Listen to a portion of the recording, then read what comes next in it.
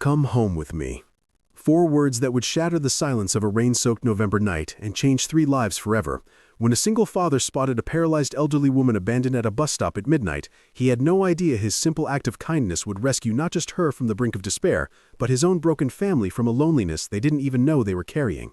What happened next would prove that sometimes the family we need finds us in the most unexpected ways, when we need them most. The windshield wipers of Arthur Bruno's weathered pickup truck squeaked rhythmically against the glass as he squinted through the November darkness. 11:47 p.m. glowed on his dashboard, and the rain was getting heavier by the minute. That's when he saw her. Before we continue, please tell us, where in the world are you tuning in from? We love seeing how far our stories travel. Hunched in her wheelchair beside the dimly lit bus stop, the elderly woman looked impossibly small against the harsh fluorescent lighting. Her gray hair was soaked through, and her thin frame trembled beneath a worn coat that had clearly seen better decades. Arthur's hands tightened on the steering wheel. Every instinct told him to keep driving. He had twin daughters at home, responsibilities, a life that didn't include stopping for strangers at midnight. But something twisted deep in his chest, that familiar ache that had lived there for 4 long years.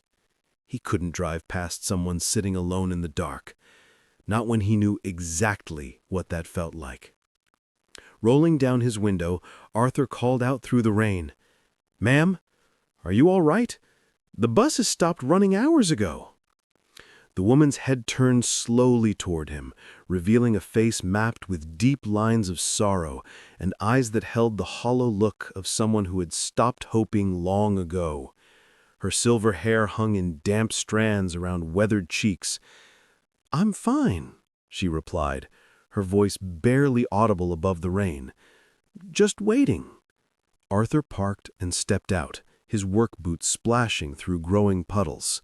Up close, he could see she was shivering, though whether from cold or something much deeper, he couldn't tell. "I'm Arthur," he said gently, crouching to meet her eyes. "What's your name?" "Gwen Carlyle," she whispered, after a long pause that seemed to stretch forever. "Just Gwen. Mrs. Gwen, it's nearly midnight and this rain isn't letting up. Do you have somewhere to go? Someone I can call?" Her laugh was bitter and hollow, like glass breaking in an empty room. "No one to call. Nowhere that wants me." She turned away from him, her voice dropping to barely a whisper. "Please, just leave me be. I've made my peace with sitting here." The words hit Arthur like a physical blow. In her voice, he heard echoes of his own darkest moments.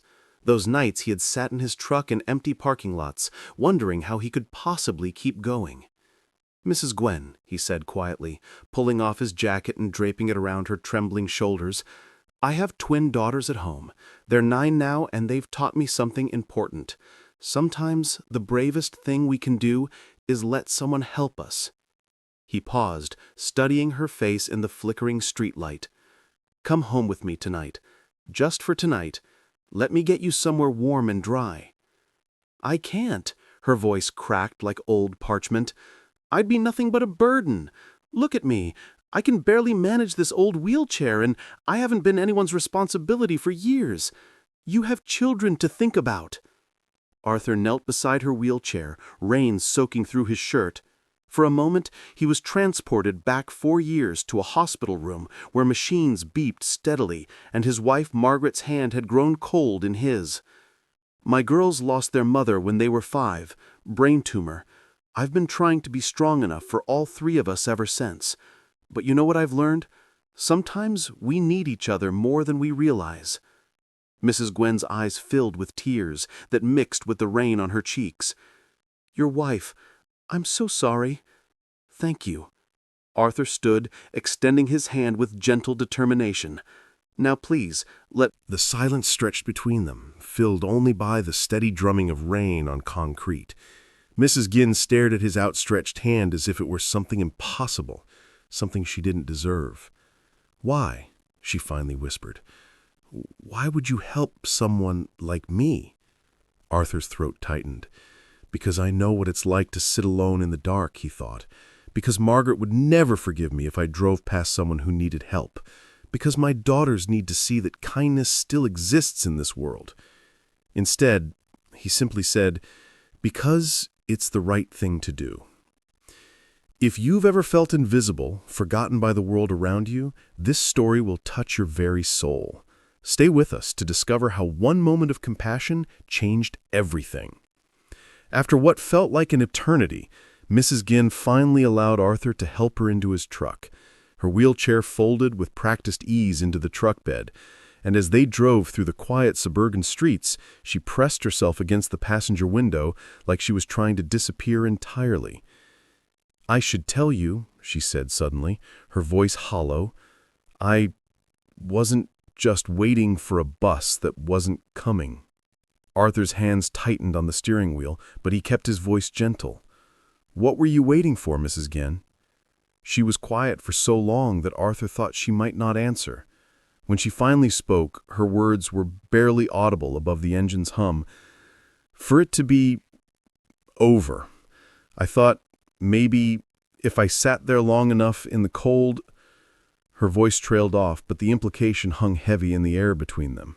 Arthur pulled into his driveway and turned off the engine, but neither of them moved. The rain continued its steady rhythm on the truck's roof, creating a cocoon of intimacy that made honest words feel possible. "I understand that darkness," Arthur said quietly, staring at his house's cheerful yellow siding. "After Margaret died, there were nights I sat in my truck wondering how I could possibly go on. The only thing that kept me here was knowing Maureen and Laura needed me." "But you had a reason to stay," Mrs. Gwynn whispered, her voice breaking. "I have nothing. No children, no grandchildren. My husband, Harold, died in a car accident 10 years ago, the same crash that put me in this wheelchair. 40 years we were married, and we never had children. Not by choice, but—" She shrugged helplessly. "When Harold died, he took my whole world with him." Arthur turned to look at her, seeing the depth of a decade's worth of grief carved into her features. "What about other family? Friends?" "Harold was an only child, and I lost my parents when I was young. We had each other, and that was enough. Until it wasn't." The laugh was bitter.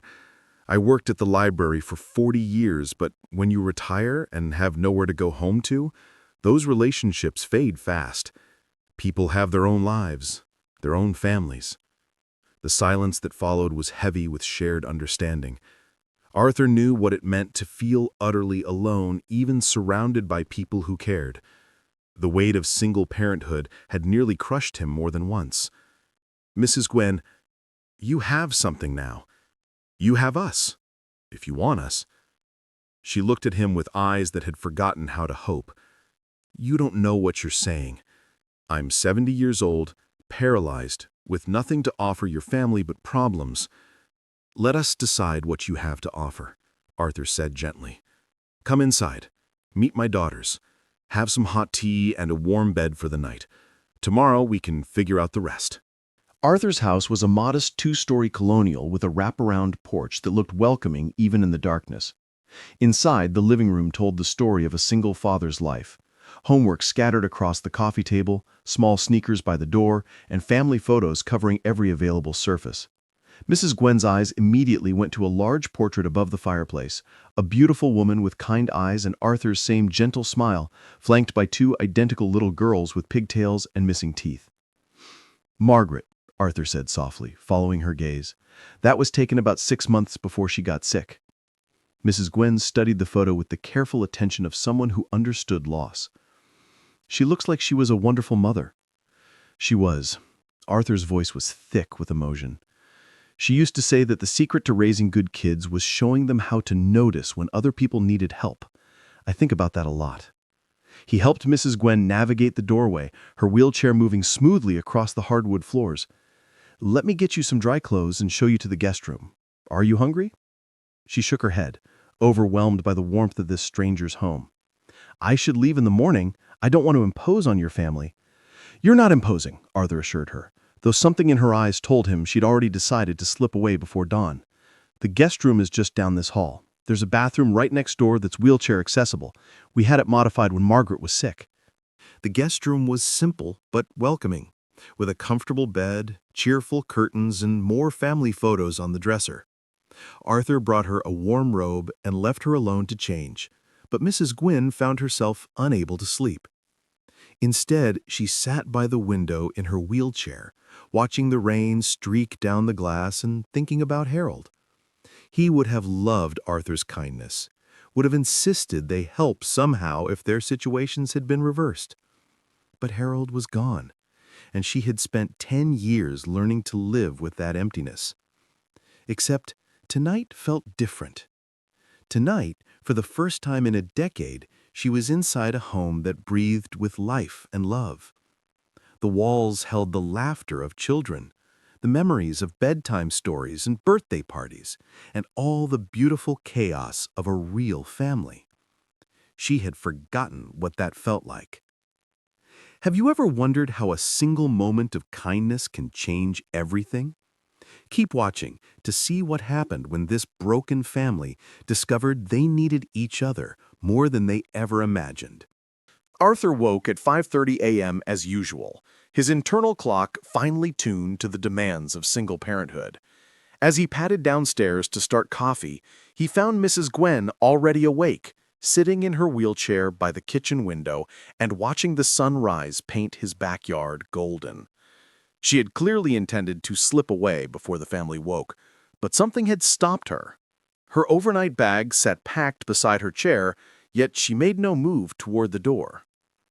"Good morning," Arthur said quietly, not wanting to startle her. "Coffee?" She nodded gratefully, accepting the steaming mug with trembling hands.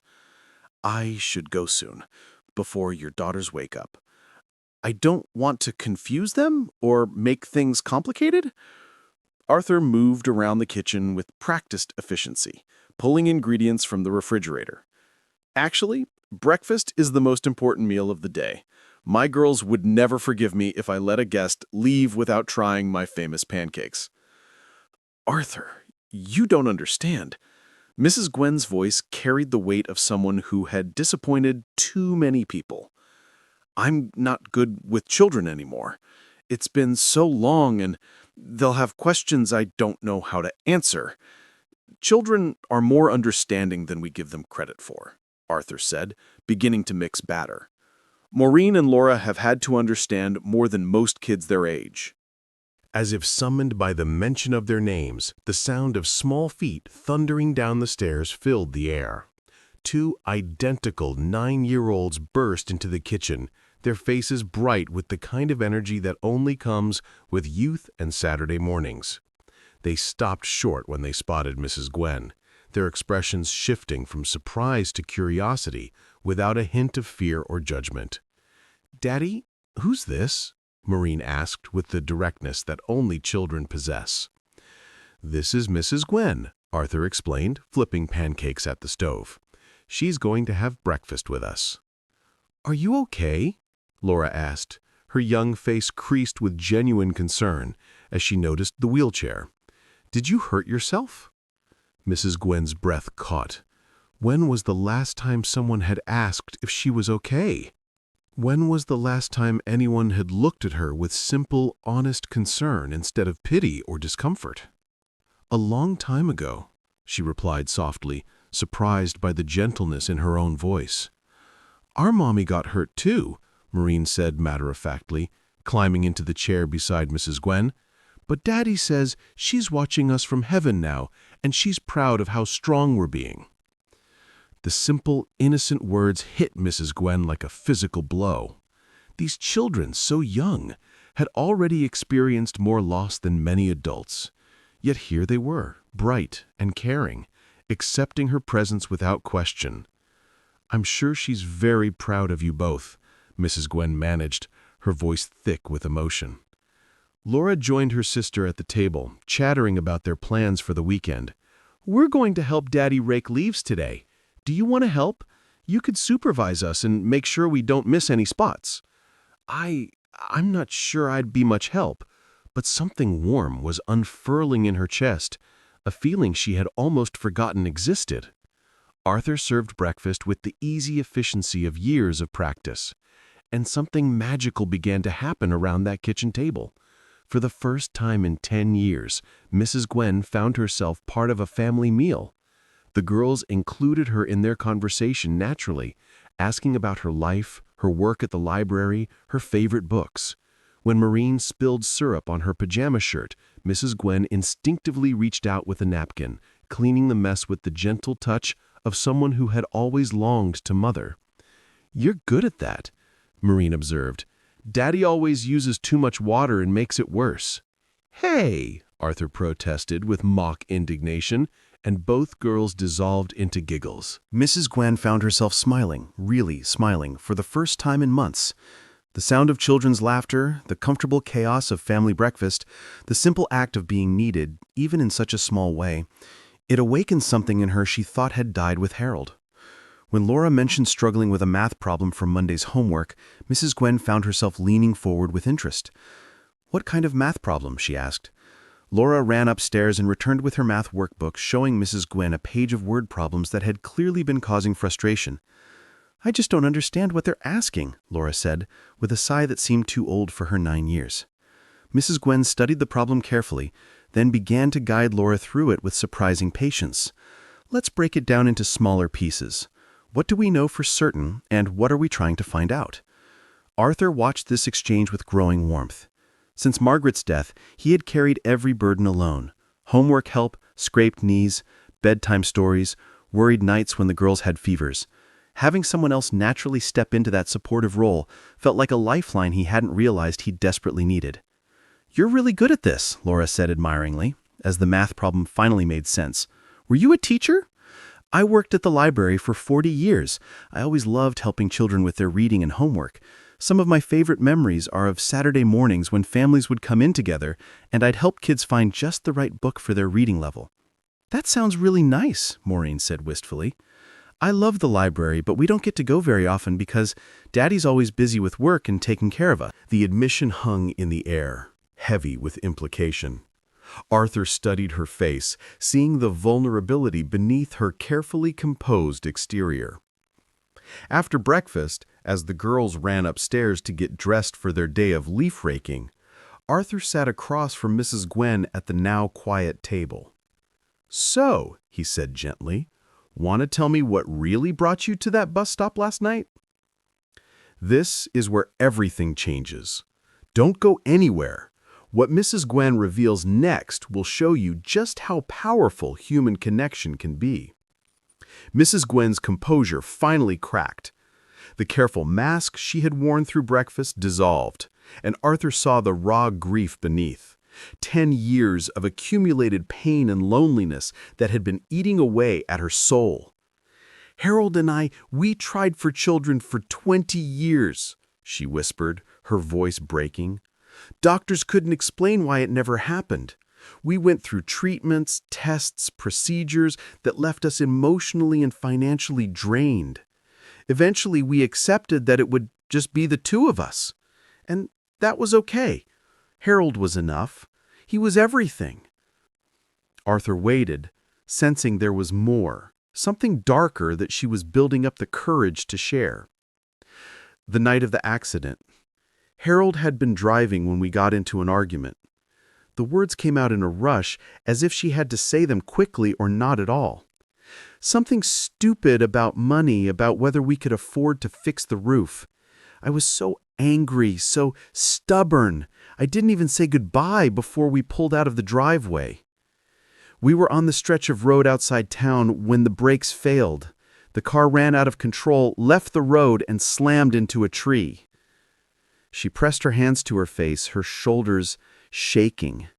The police said he died instantly when the drunk driver hit him, but I lived. Woke up in the hospital 30 days later, paralyzed from the waist down, and he was already buried. I missed my own husband's funeral because I was unconscious." Arthur felt his heart constrict. The guilt she must have carried all these years.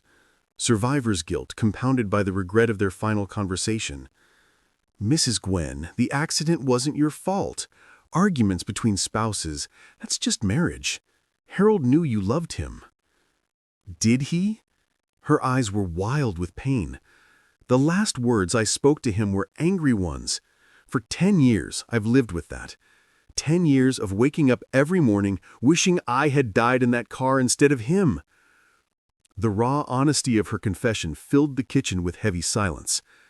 Upstairs, they could hear the girls getting ready, their voices a cheerful counterpoint to the grief being shared below. "Last night," Mrs. Gwen continued, her voice barely above a whisper, "was the 10-year anniversary of the accident. I went to his grave first, sat there for hours talking to a headstone, apologizing for things that can't be undone. Then I went to that bus stop and I just wanted it to end. I thought maybe if I sat there long enough in the cold rain—" "You were trying to—" He couldn't finish the sentence. "I was ready to give up," she said simply. "I had nothing left to give the world, nothing left to offer anyone. I've been a burden to myself for a decade. Why inflict that on anyone else?" Arthur leaned forward, his voice intense. "Mrs. Gwen, look at me. What happened this morning at breakfast, that wasn't the behavior of someone who has nothing to offer. Laura understood math for the first time in weeks because of your patience. Maureen felt comfortable and cared for because of your gentle presence. And I paused, struggling to articulate something he had barely admitted to himself. "I haven't had help with anything in 4 years. Not real help. Everyone sees me as the capable single father who has everything under control, but the truth is I'm barely holding it together most days. Having you here this morning, watching you naturally step in to help with homework, seeing my daughters respond to your kindness, it reminded me what it feels like to not carry every burden alone." Mrs. Gwen stared at him through her tears. "You're just being kind. You don't really need—" "I need you," Arthur said firmly. "My daughters need you. We're not a complete family, Mrs. Gwen. We're 3 people who love each other but are missing something essential. Margaret's death left a hole that I can't fill alone, no matter how hard I try." The sound of the girls coming back downstairs interrupted the intensity of the moment. They burst into the kitchen wearing old clothes and carrying rakes that were too big for their small frames. "Are you coming outside to help us?" Laura asked Mrs. Gwen hopefully. Mrs. Gwen looked at Arthur, then at the 2 bright faces waiting for her answer. For the first time in 10 years, someone needed her. Not out of obligation or pity, but out of genuine desire for her company. "I think I'd like that," she said softly. The next few hours passed in a blur of autumn activity that felt almost surreal to Mrs. Gwen. She positioned her wheelchair strategically around the yard, directing the girls' leaf-raking efforts and offering encouragement when their enthusiasm began to wane.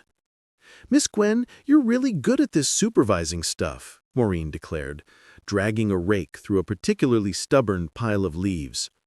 "I never had children to practice on," Mrs. Gwen replied, "but I supervised a lot of young library volunteers over the years."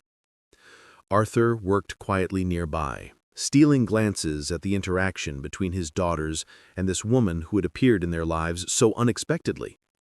There was something natural about the way she related to the girls, not trying too hard, not overwhelming them with attention, just being genuinely present and engaged.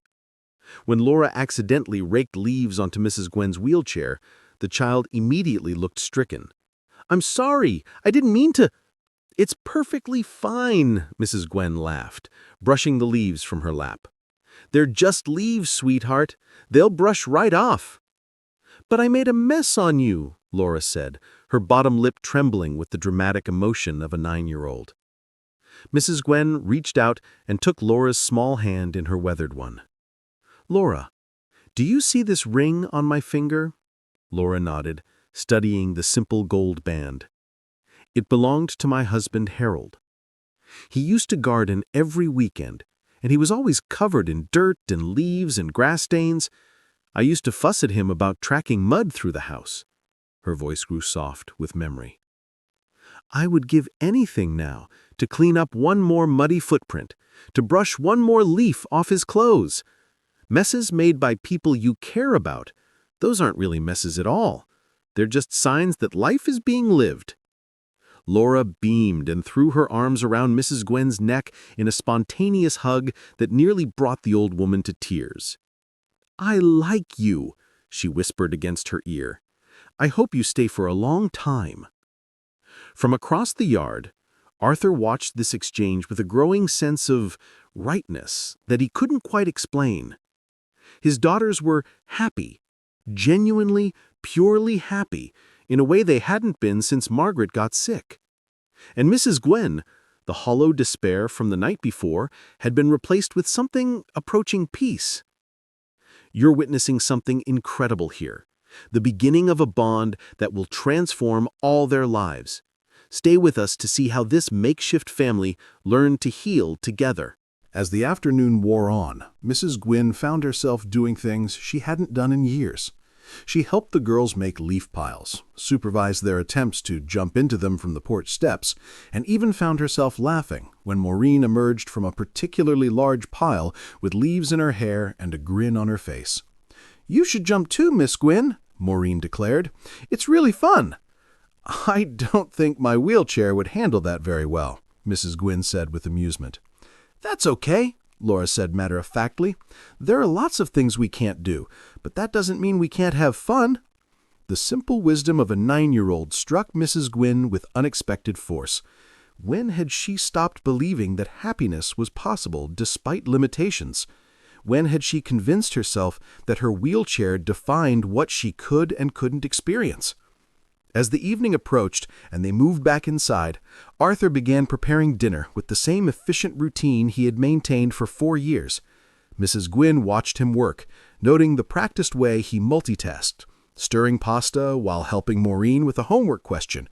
They worked together with surprising ease, Mrs. Gwen handling vegetables from her seated position while Arthur managed the stove. The girls set the table and chattered about their day, filling the kitchen with the comfortable chaos of family life. During dinner, something shifted. The conversation flowed naturally, with Mrs. Gwen sharing stories from her years at the library and the girls reciprocating with tales from school and their friends. Arthur found himself relaxing in a way he hadn't since Margaret's death. "Miss Gwen, do you have anywhere you need to be tomorrow?" The question hung in the air, loaded with possibility and hope. Mrs. Gwen looked around the table at these 3 faces that had become so dear to her in less than 24 hours. "No, sweetheart," she said softly. "I don't have anywhere I need to be." "Good," Laura said with satisfaction, "because we want to show you our favorite park, and Daddy promised we could go to the library this week, and we still need help with our science project." Arthur watched his daughters casually plan a future that included Mrs. Gwen, and something loosened in his chest. For 4 years, he had carried the weight of being everything to his children, but maybe, just maybe, he didn't have to do it alone anymore. That night, after the girls had gone to bed, Arthur and Mrs. Gwen sat in the living room with cups of tea. The house was quiet except for the occasional creak of settling wood and the distant hum of the refrigerator. "Thank you," Mrs. Gwen said suddenly. "For what?" "For saving my life last night, and I don't just mean from the rain."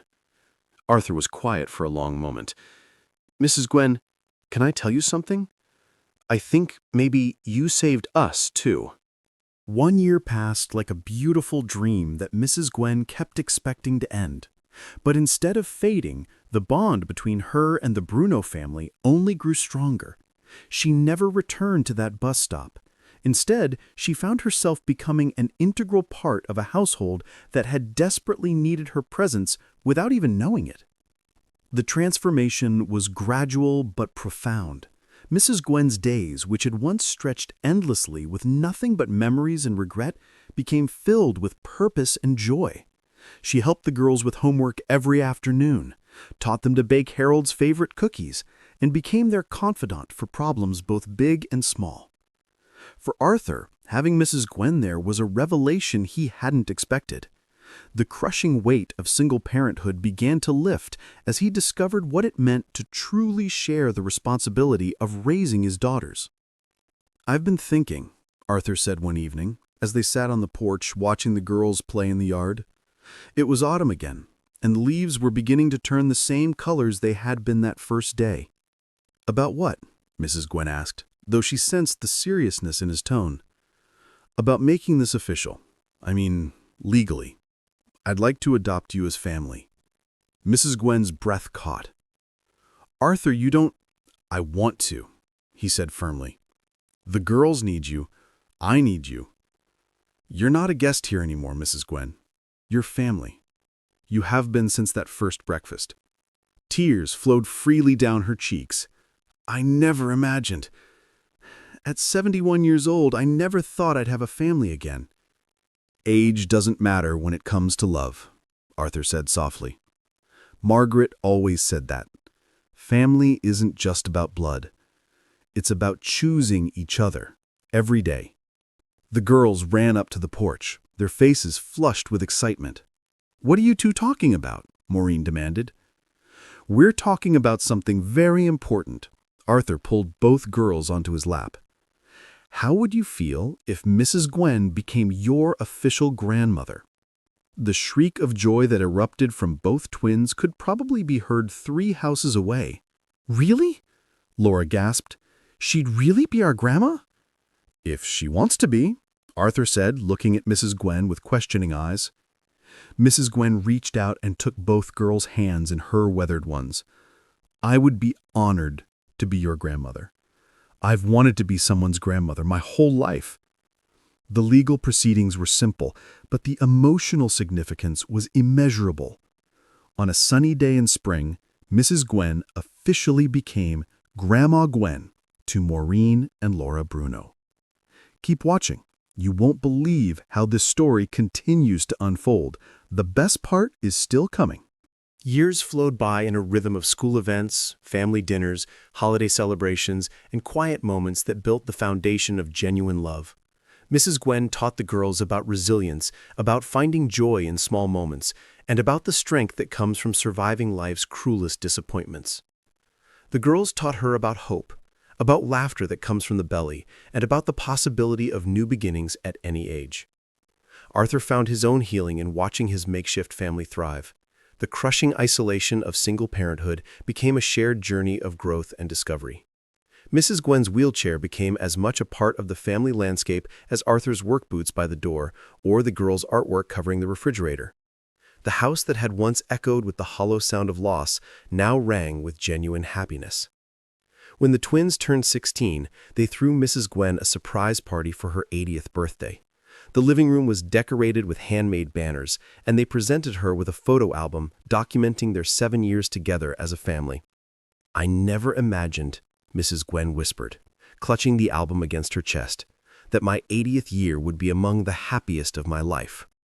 You saved us, Grandma Gwen, Maureen said, using the name that had become as natural as breathing.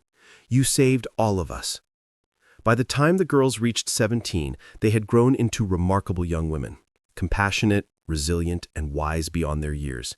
They spoke about their mother with love rather than only sadness, and they couldn't imagine life without the grandmother who had chosen them as much as they had chosen her. The day came when both girls received acceptance letters to college, Maureen to study education, inspired by Mrs. Gwen's patient teaching, and Laura to pursue engineering, following in Arthur's footsteps. I can't believe my babies are leaving for college, Mrs. Gwen said, her voice thick with emotion. At 78, she was still vibrant, her eyes bright with the life that had returned to them 9 years ago. You'll always be our grandma, Maureen assured her, hugging the woman who had become the heart of their family. Distance won't change that. Arthur, now 43 with silver threading through his hair, watched his daughters comfort the woman who had saved them all. Mrs. Gwen, you know this will always be your home, right? Whether the girls are here or not. She nodded, tears flowing freely. You gave me a family when I thought I'd lost everything. You taught me that love doesn't always look the way we expect it to. 9 years after that rain-soaked November night, Arthur and Mrs. Gwen sat together on the porch, as they had countless times before. The girls were away at their respective colleges, but they called every Sunday without fail, filling their grandmother in on every detail of their lives. Do you ever think about that night at the bus stop? Arthur asked quietly. Every day, Mrs. Gwen replied, her voice strong and peaceful. I was so ready to give up. I thought my story was over. Maybe that's when your real story began, Arthur suggested. All of our real stories. Mrs. Gwen smiled, watching the stars emerge in the darkening sky. 9 years ago, I was convinced I had nothing left to offer the world. Now I know that sometimes our greatest purpose finds us when we least expect it. She reached over and took Arthur's hand the same way she had taken the girls' hands on that first morning when they had asked her to stay. "You know what I learned, sitting in that wheelchair at that bus stop?" she said softly. "What's that?" "I learned that sometimes when we think we're at the end of our story, we're actually at the beginning of the most beautiful chapter we never saw coming." The autumn breeze stirred the leaves in the yard where 2 little girls had once played, where teenage girls had learned to drive, where a broken family had learned to heal. The house stood as a testament to the unexpected ways love can reshape our lives. In choosing to stop at that bus stop, Arthur had saved more than Mrs. Gwen's life. He had saved his own family from a loneliness they didn't even realize they were carrying. And in choosing to stay for breakfast that first morning, Mrs. Gwen discovered that sometimes the family we need finds us exactly when we need them most. The porch fell into a comfortable silence, broken only by the soft creak of the rocking chairs and the rustle of leaves dancing in the evening wind. The house behind them glowed warmly, its walls filled with memories they had built together. Birthdays and graduations, bedtime stories and whispered prayers, laughter and tears. For Mrs. Gwen, it was no longer just Arthur's home. It was her home, a place where she was not a burden, but a blessing. Where her life, once deemed over, had blossomed into a second chance she never thought possible. And for Arthur and his daughters, she was no longer the lonely woman they had rescued on a rain-soaked night. She was family, the missing piece that had helped stitch their broken hearts back together. As the stars shone brighter above them, Mrs. Gwen leaned back in her chair, peace etched into every line of her face. For the first time in years, she wasn't waiting for the end. She was living fully in the middle of a story still being written. A story about love found in unlikely places. A story about second chances. A story about a single dad, his 2 daughters, and the grandmother they never knew they needed. Because sometimes the most beautiful families aren't the ones we're born into. They're the ones we choose. Friends, if this story touched your heart the way it touched mine, if it reminded you of the power we all have to change someone's life with a simple act of kindness, please, don't just watch and walk away. Hit that subscribe button and join our Soul Lift Stories family. Share this story with someone who needs to remember that sometimes when we think we're at the end of our story, we're actually at the beginning of the most beautiful chapter we never saw coming.